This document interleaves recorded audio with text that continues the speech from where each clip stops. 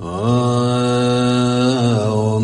Sambara Sambara Bhamana Saramahan Sambhava Om Basoha Om Sambara Sambara Bhamana Saramahan Sambhava Om Basoha Om Sambara Sambara Bhamana Saramahan Sambhava Om Basoha Sangji Chu Da Zo Jim Chor Nam La Shan Chu Var Da Da Na Jab Sa Cha Da Qib Jin So Ji Pu So Nam Ji Ro La Pan Chira Sar Ji Ra Pra Sho Sangji Chu Da Zo Jim Chor Nam La Shan Chu Var Da Da Na Jab Sa Cha Da Qib Jin So Ji Pu So Nam Ji Ro La Pan Chira Sar Ji Ra Pra Sho Sar Ji Chu Da Zo Jim Chor Nam La Shan Chu Var Da Da Na Jab Sa Cha Da Qib Jin So Ji Pu So Nam Ji Ro La Pan Chira Sar Ji Ra Pra Sho Sik Jim Do Jin Sang Dun Che Ja Jin Mai Shong Tu Je Sun Ji Chen Bu Tien Man Jiran Ji Tan Kan Ji Par Ji Ra Ba Ren Cho Sha Ji To La Chang Sa Ra Lo Chang Sa Ra Ba Tang Cho Chang Sha Ba Tang Ji Se Ye Ra Ku Ra Jang Su Ra Ba Ye Ge Ba Chung Se De Qi Che Se Ba Tan Che De Qi Shan Che Che Ra Ngo Go La Mar Thon Ba Chum Den Di Dev Jin Shek Ba Drap Chum Ba Yang To Pra Zo Pa Sar Ji Par Jar Va Shek Cha Tha Ba La Chang Sar Lon Cho To Jap San Che Go La Mar Thon Ba Chum Den Di Dev Jin Shek Ba Drap Chum Ba Yang To Pra Zo Pa Sar Ji Par Jar Va Shek Cha Tha Ba La Chang Sar Lon Cho To Jap San Che Go La Mar Thon Ba Chum Den Di Dev Jin Shek Ba Drap Chum Ba Yang To Pra Zo Pa Sar Ji Par Jar Va Shek Cha Tha Ba La Chang Sar Lon Cho To Jap San Che Go La Mar Thon Ba Chum Den Di Dev Jin Shek Ba Drap Chum Ba Yang To Pra Zo Pa Sar Ji Par Jar Va Shek Cha Tha Ba La Chang Sar Lon Cho To Jap San Che Go La Mar Thon Ba Chum Den Di Dev Jin Shek Ba Drap Chum Ba Yang To Pra Zo Pa Sar Ji Par Jar Va Shek Cha Tha Ba La Chang Sar Lon Cho To Jap San Che Go La Mar Thon Ba Chum Den Di Dev Jin Shek Ba Drap Chum Ba Yang To Pra Zo Pa Sar Ji Par Jar Va Shek Cha Tha Ba La Chang Sar Lon Cho To Jap San Che Go La Mar Thon Ba Chum Den Di Dev Jin Shek Ba Drap Chum Ba Yang To Pra Zo Pa Sar Ji Par Jar Va Shek Cha Tha Ba La Chang Sar Lon Cho To Jap San Che Go Om Mani Mani Mahamana Ye Soha Om Mani Mani Mahamana Ye Soha Om Mani Mani Mahamana Ye Soha Om Mani Mani Mahamana Ye Soha Om Mani Mani Mahamana Ye Soha Om Mani Mani Mahamana Ye Soha Om Mani Mani Mahamana Ye Soha Om Mani Mani Mahamana Ye Soha Om Mani Mani Mahamana Ye Soha Om Mani Mani Mahamana Ye Soha Om Mani Mani Mahamana Ye Soha Om Mani Mani Mahamana Ye Soha Om Mani Mani Mahamana Ye Soha Om Mani Mani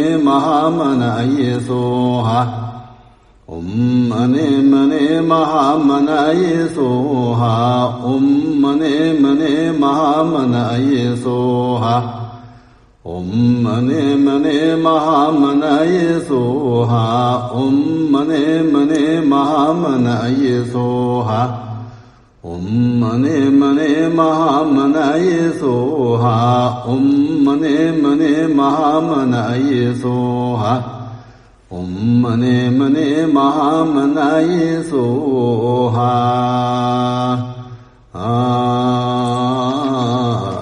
Agivande Yimyarata Shakyamana Drupkirani Rovachi Kyamalibha Tiya Salango Parasho Pivrasha Bachit Kuchandratang Kuratar Kutsi Satang Jankam Tachi Jim Sancho Zombo Chandrava Tendra Konarabdo Sonjiravarahasho Sanjika Samani Bhavshanar Lavatanga Chunyadam Anjarabdin Bhavshanar Lav Tangin Danamachiradan Bhavshanar Lavachi Chirtaram Varmun Lamadra Parasho Tayata Panzajaya Awam Burdana Soha Tumban Jirtana Kamsu Shun Batang Tanba Nyugo Vindo Sarava Tanzana Pondu Tarjan Jibayi Tanba Yarani Putrashi Sho.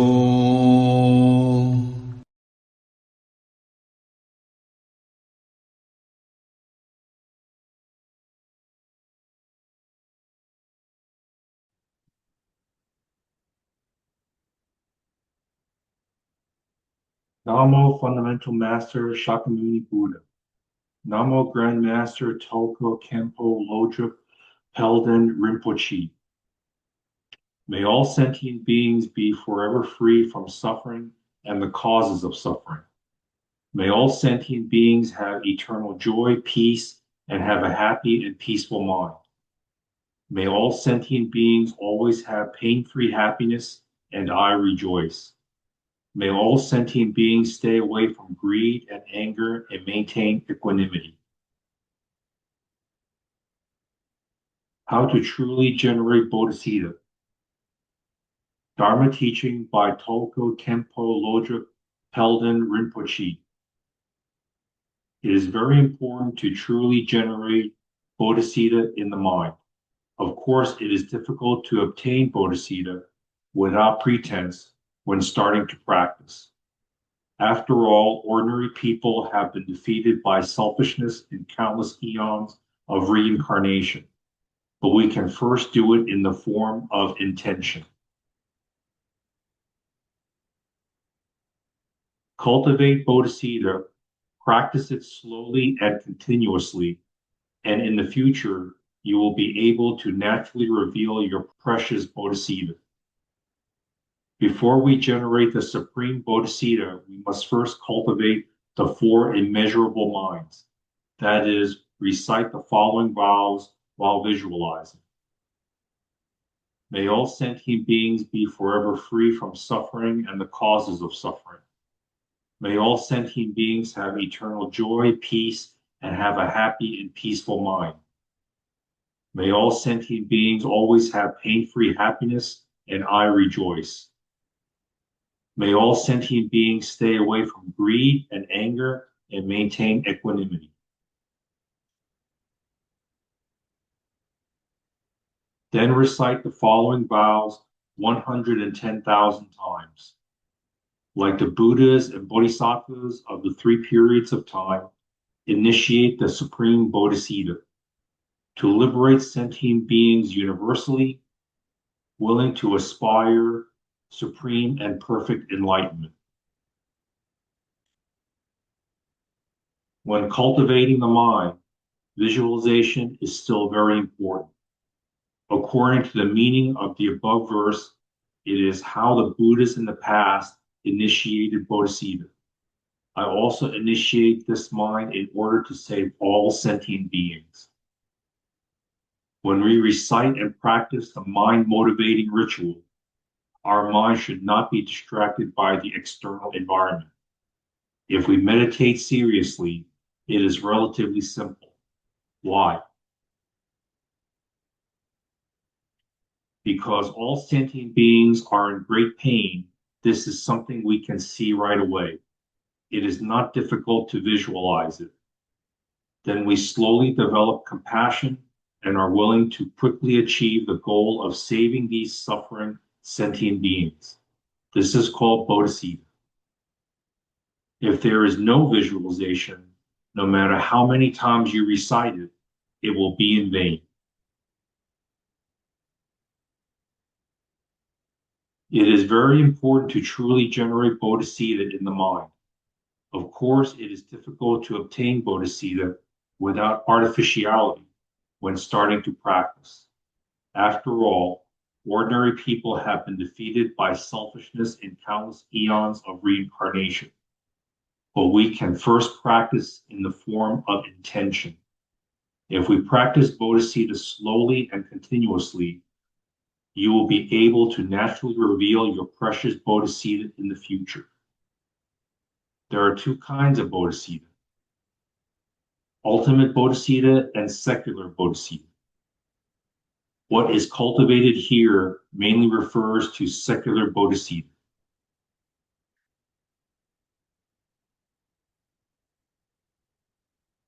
Sutra of the Past Vows of Earth-Stored Bodhisattva, Chapter 4, Karmic Retributions of Beings in Jambudvipa. At the time, Earth-Stored Bodhisattva said to the Buddha, "World-honored one, because I received the awesome spiritual strength of the Buddha, thus come one, I am able to divide my body and rescue beings who are undergoing karmic retributions everywhere in billions of worlds. If it were not for the great compassionate strength of the thus come one, I would be unable to manifest such changes and transformations. Now the world-honored one has entrusted me with rescuing and liberating beings in the 6 paths until a Jita becomes a Buddha. I accept the entrustment, world-honored one. Please have no further concern." Then the Buddha told Earth-Stored Bodhisattva, "Beings who have not yet obtained liberation have unfixed natures and consciousnesses. Their bad habits reap bad karma. Their good habits bring rewards. Reacting to situations by committing good or evil deeds causes them to turn in the 5 paths without a moment's rest. Throughout eons, as numerous as dust motes, they remain confused, deluded, obstructed, and afflicted by difficulties. They are like fish swimming through waters laced with nets. They may slip through and keep their freedom temporarily, but sooner or later they will be caught. I am concerned about such beings. But since you keep making extensive vows repeatedly throughout successive eons to take such offenders across, what further worries need I have?"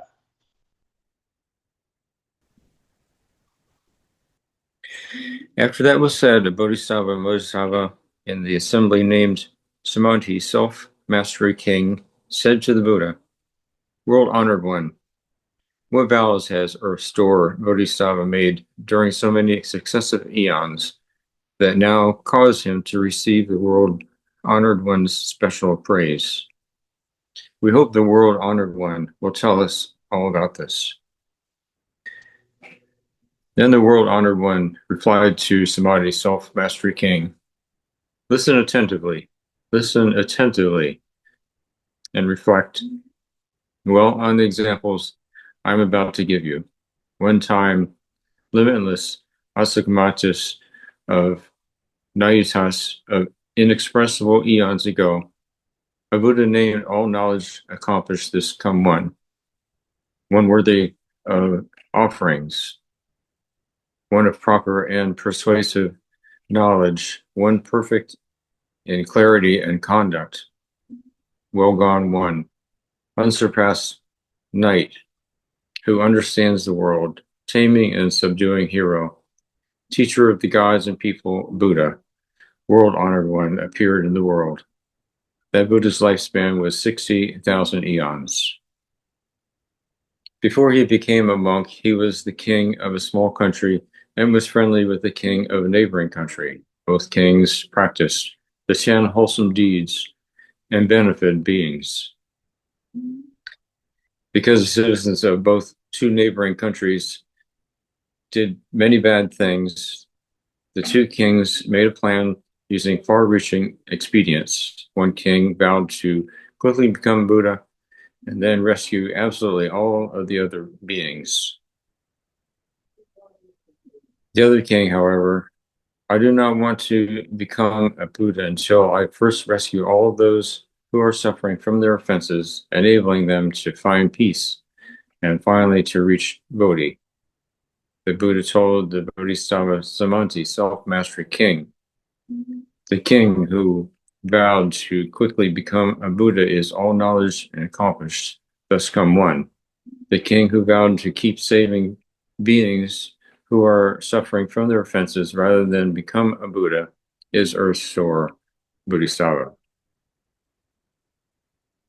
Another time, limitless Samantikaya, eons ago, a Buddha named Pure Lotus Eyes, thus came one, appeared to the world. His lifespan was 40 eons.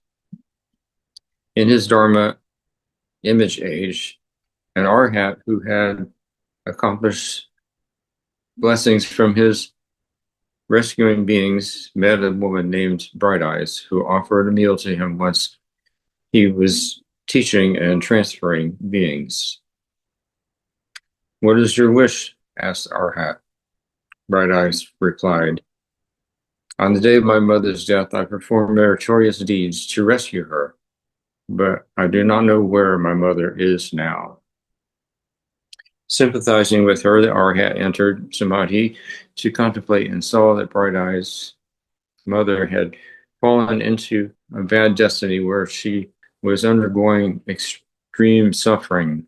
The Arhat asks, "Bright Eyes, what unwholesome karma did your mother create while alive that makes her now have to undergo such terrible suffering in bad destiny?"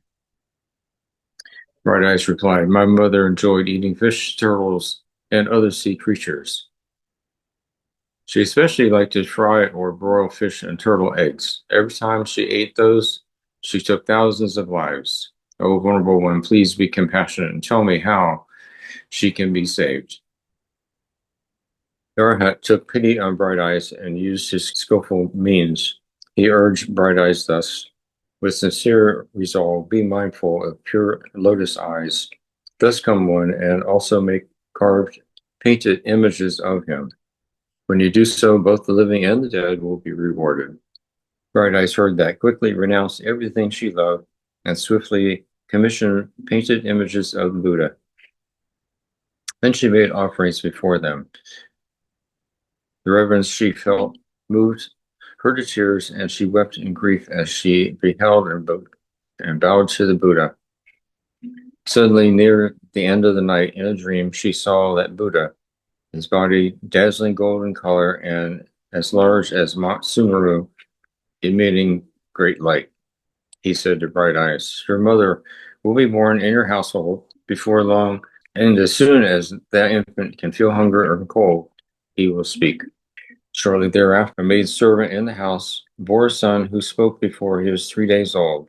Lowering his head and weeping, he said to Bright Eyes, "The karmic conditions we create during our lives and deaths result in retributions that we ourselves must undergo. I am your mother, and I have been in the dark for a long time. Since you and I parted, I have repeatedly fallen into the great hells. Upon receiving the power of your blessings, I have been reborn as a servant's child with a short lifespan. 13 years from now, I will fall into evil paths again. Do you have some way to free me so that I can avoid them?" When Bright Eyes heard these words, she knew without a doubt that they were her mother's. Choked with sobs, she said to the servant's child, "Since you are my mother, you should know your own past offenses. What unwholesome karma did you create that made you fall into the evil paths?" The maidservant's son answered, "I am undergoing retribution for two kinds of karma, killing and slandering. Had I not received the blessings you earned to rescue me from difficulty, I would not yet be released from that karma." Bright Eyes asks, "What happens in the hills when beings undergo retribution for their offenses?" The maidservant's son answered, "I can't bear to speak of the ways in which beings suffer for their offenses. Even if I were to live for 100,000 years, I would find it hard to talk about." When Bright Eyes heard that, she wept bitterly and spoke into the air, saying, "I vow that my mother will be released from the hells forever. At the end of these 13 years, she will be done with her heavy offenses and will not go back to the evil paths. O Buddha of the 10 directions, with your compassionate sympathy, please listen to the vast and mighty vow that I am making for the sake of my mother. If my mother never again enters the 3 evil paths, is never again born into the low stations, and will never again be female, and here before the image of pure lotus eyes thus come one. I vow that from this day on, throughout millions and billions of eons, I will respond to all beings who are undergoing suffering for their offenses in the hells of the 3 evil paths of any world. I vow to rescue them from the bad destinies of the hells, hungry ghosts, animals, and the like. Only after beings with such retributions having all become Buddhas will I myself achieve proper enlightenment." After making that vow, she clearly heard pure lotus eyes thus come one say to her, "Bright Eyes, your own great compassion and sympathy will reach your mother through this mighty vow that you are making. My contemplation shows me that after 13 years, your mother will be done with this retribution and will be born as a Brahmin with a lifespan of 100 years. After that retribution, she will be born in the land of no concern with a lifespan of uncountable eons. Later, she will realize the fruition of Buddhahood and save people and gods as numerous as sands in the Ganges. Sakyamuni Buddha told Samahadi, self-mastery king, "The Arhat whose blessings help Bright Eyes then is now inexhaustible in intention Bodhisattva. The mother of Bright Eyes is now Liberation Bodhisattva. Bright Eyes herself is now Earth Store Bodhisattva. He has been extending his compassion and sympathy like that from the distant eons onward by making vows as many as Ganges sands to rescue a vast number of beings." Men and women in the future may fail to do good deeds and only do evil, may not believe in cause and effect, may indulge in sexual misconduct and false speech, may use divisive and harsh speech, and may slander the great vehicle. Beings with karma like that should certainly fall into bad destinies, but if they encounter good and wise advisors who exhort them and lead them to quickly take refuge with Earth-Store Bodhisattva, then those beings will just as quickly be released from their retributions in the 3 evil paths. If those beings are determined and respectful, if they behold, bow to, and praise the Bodhisattva, and if they make offerings of flowers, incense, clothing, jewels, food, and drink to him, they will enjoy supremely wonderful bliss in the heavens for millions of billions of eons. When their blessings in the heavens end and they are born as people throughout hundreds of thousands of eons, they will have the potential to be national leaders, able to remember all aspects of causes and effects from previous lives. O Samadhi self-mastery king, Earth-Store Bodhisattva, has such inconceivably great, awesome spiritual power that he uses expansively for the benefit of beings. All of you bodhisattvas should remember this sutra and proclaim and spread it far and wide. Samadhi, self-mastery, King Bodhisattva said to the Buddha, "World-honored one, please do not be concerned.